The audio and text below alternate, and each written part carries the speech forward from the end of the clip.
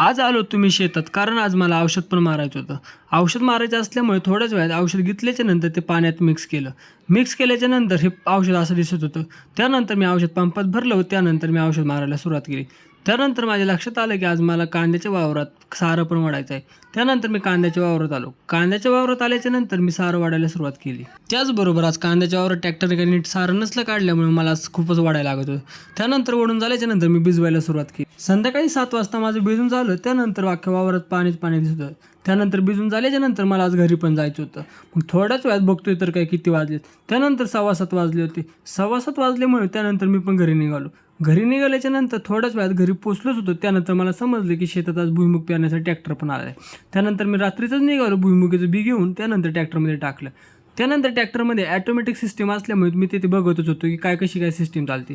त्यानंतर ते बघतच होतो की एक दाणा बरोबर एक पोझिशनमध्ये बाहेर पडत होता. त्यानंतर ट्रॅक्टरमध्ये झाल्याच्या नंतर थोड्याच वेळात आमचं पेरून झालं. पेरून झाल्याच्या नंतर मी निघालो घरी. असेच व्हिडिओ बघण्यासाठी लाईक करा, शेअर करा आणि सबस्क्राईब करायचं विसरू नका.